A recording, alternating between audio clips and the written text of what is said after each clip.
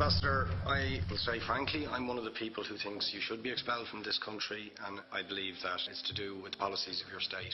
If I was Jewish and had never stepped foot in Israel, I could claim citizenship there tomorrow, but 6 million people whose origins are in what you now call Israel, who were forced out in 1947 or 48, do not have that right.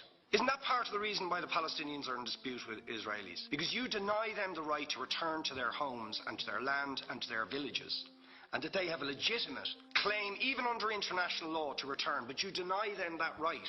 Why do you deny them that right? And why do you give that right to other people who have no connection whatsoever with the land, whether you call it Israel or whether you call it Palestine? Why do you continue to seize land, if you're serious about Oslo and the two-state solution, which under that agreement is land designated to be Palestinian land? 500,000 people, most of which has taken place since Oslo. You allow that to happen. Why do you allow it to happen?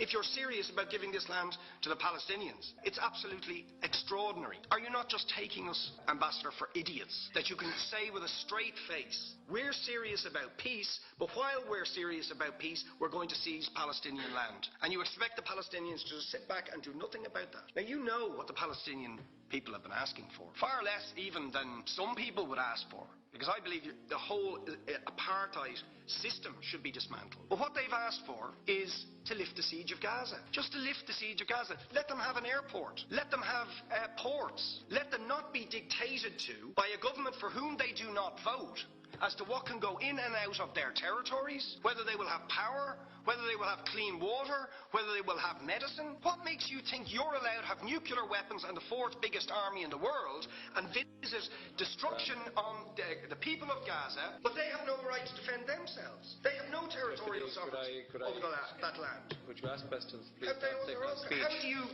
justify that? Yeah. All right. How do you justify those double standards? Very lastly, Ambassador, people like Bishop Tutu, Nelson Mandela, and I would certainly describe your state as a apartheid state, with different laws for people depending on their race or religion. For example, at checkpoints going into the West Bank, there's a channel if you're Israeli or European, and there's a channel if you're Arab. Just because you're Arab. If you came into Dáil Éireann and they stopped you and said, "Are you Jewish?" "Oh no, sir, you can't come in through the same entrance as Irish people or European people because you're Jewish," you would call that racism and apartheid. You practice that with your checkpoints and your military barriers and your apartheid wall. How can you justify